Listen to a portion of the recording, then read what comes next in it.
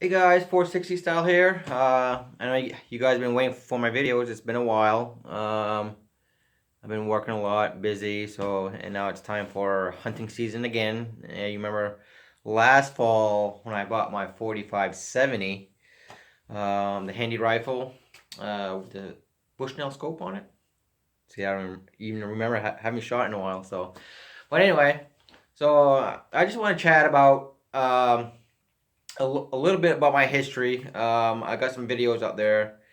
You guys probably kind of want to know a little bit of my history, where I'm from. I'm from northern Maine. I'm not going to say what town for safety reasons, but I'm from northern Maine. I grew up hunting, fishing. Um, I've been lucky. I'm lucky to have my parents are still alive, which is good. My dad still fishes, although he's 75. He's on the verge of selling his boat and stuff. But so anyway, I grew up hunting, fishing from an early age. Shot like BB guns, pellet guns at like from like 8 and 9 years old. Shot my first revolver, 38 special and I don't even know what brand it was that my dad bought, but shot that. So I thought that was pretty cool. And my first gun, shotgun. The first shotgun I shot was my brother's 16 gauge break open. It was a Kmart Corporation model at that time. I don't even know what model number that is right now off the top of my head, but my dad has the Eddystone 30-06 1917 model.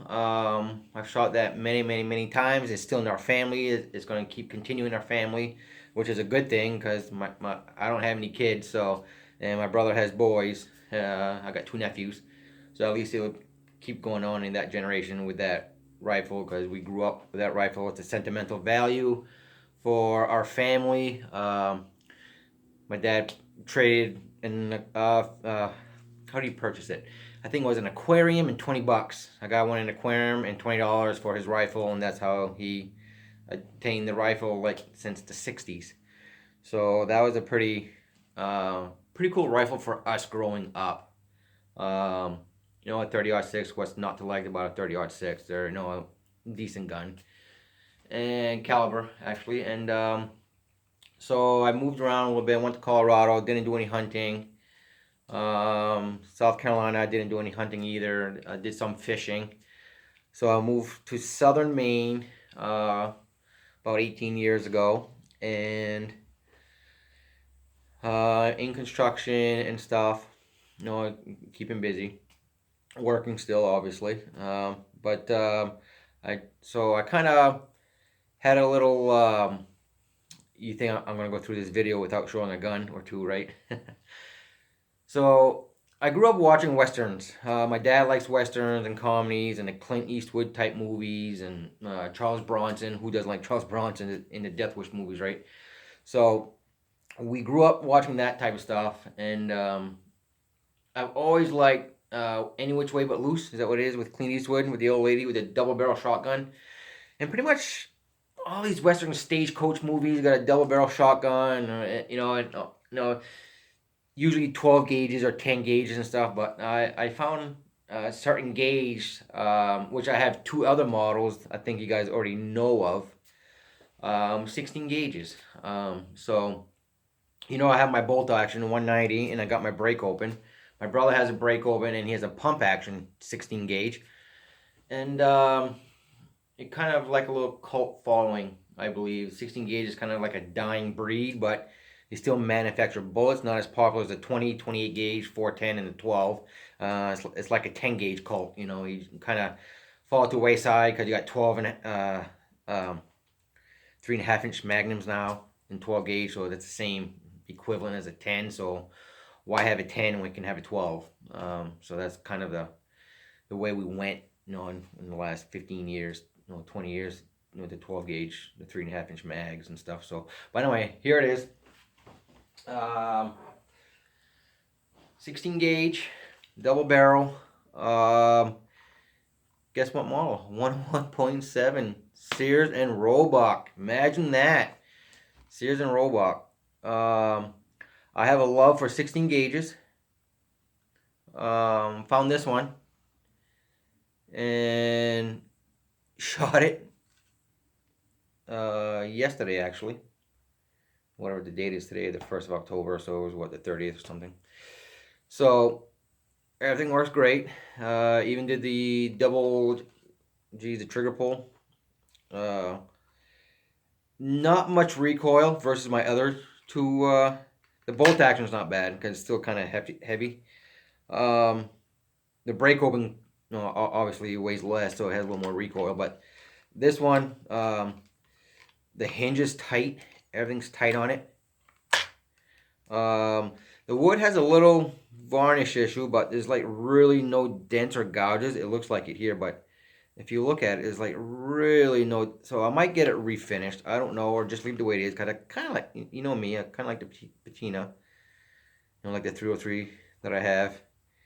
Something about patina. It tells a story. It's like building a rat rod. It tells a story. Same idea. And it's a 2 3/4, 2 3/4. Sears. It's just marked right on it. Sears right there. Pretty cool. Sears and Roebuck. Like my brother has the Kmart one, so I'm like, not very expensive. It's $200. But the metal seems alright. There's no hollows in here because you can tap it. And there's no thud. So the middle is fine, all welded. There's no cracks in it. So I don't know who had this. It looks like they pretty much took care of it. But the safety works and everything. Got the clip, the little lever. Let me get this right. Little lever safety right here. So every time you close it, it's on safety. Just to let you guys know that. And when you're ready, just push up, forward. Push it forward, just like that, and you're ready to shoot. 1 barrel, 2 barrels. But really cool. I say it weighs 7-8 pounds. Not super heavy, but it is a double barrel. Like I said, I just bought this recently, but there's just something about a double barrel shotgun. I know something, especially when it's a little bit older. I think they started making these in 42, early 70s, mid 70s, 74, 75. I believe I looked at it online. Just look at the history real quick. Kind of based off of Stevens, I think.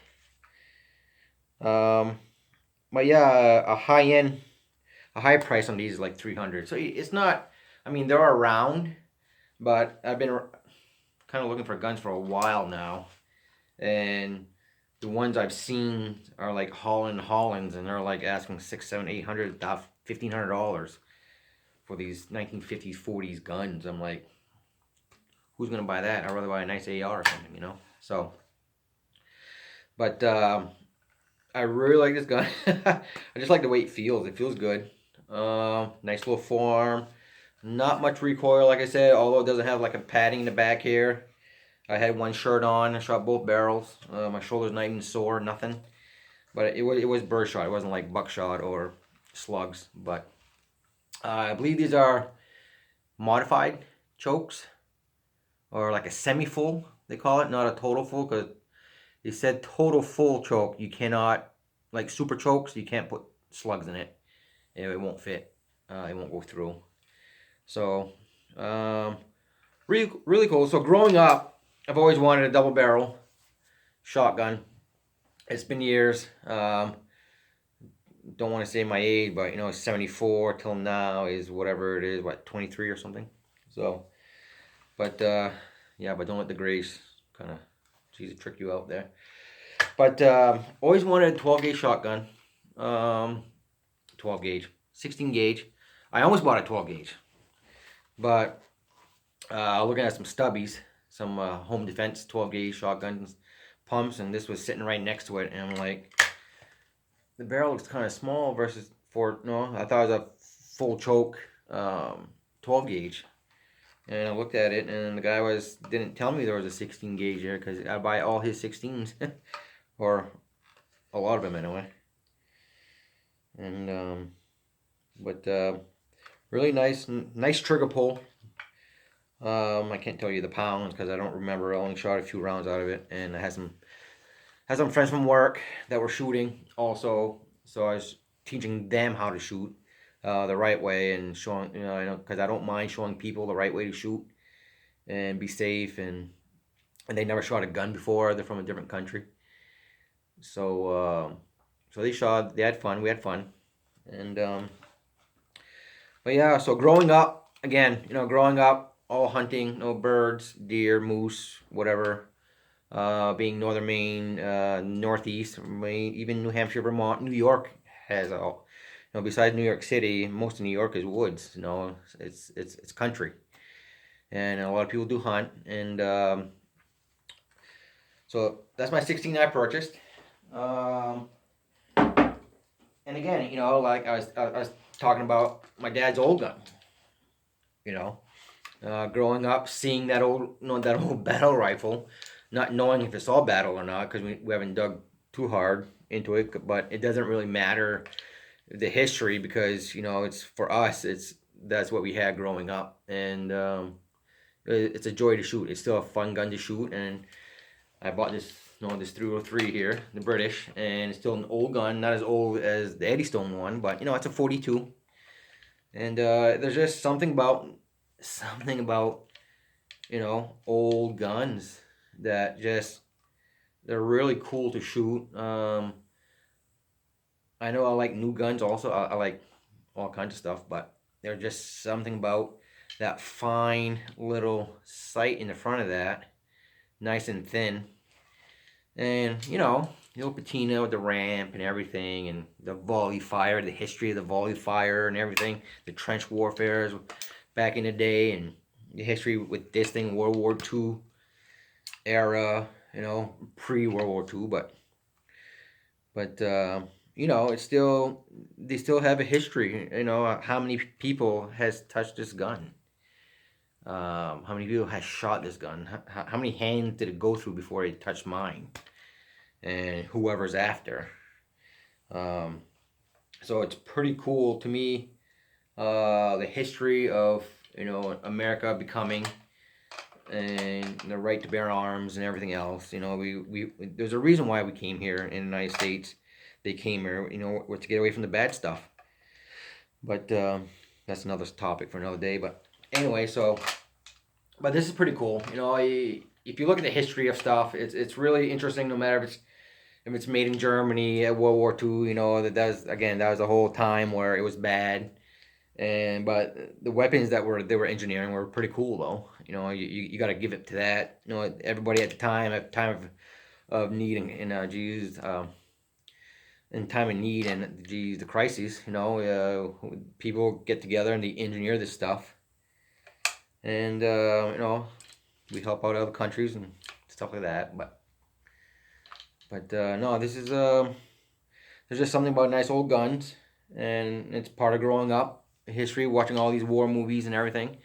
It's really interesting how we all get together and we talk about this stuff and all the time with my brother and my dad and uncles and aunts. We know the hunting stories and whatever, the partridge on the backseat of the old Scout that we used to have, International Scout, like a 76 Scout.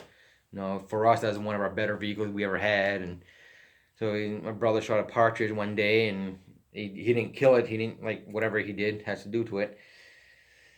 And they were just riding down the road, and it wasn't dead, and was on the back of a truck, back seat of the Scout, and the window was open, and it flew out. So that's a story that many people won't believe, but that's the type of stories that we tell. So it's either for you to believe it or not, and that's part of history and growing up and shooting these nice old rifles or the double barrel 16, but it's really fun. I really enjoy shooting, and it's part of growing up. Been doing it for a long time, and I'm not done. I'm gonna keep going until I can't. Obviously, I think that's like the other day. My brother shot the other day. He hasn't shot in over a year and a half. Besides my videos that I showed, but for himself at his own range in northern Maine, and he finally went and we talked for an hour about it.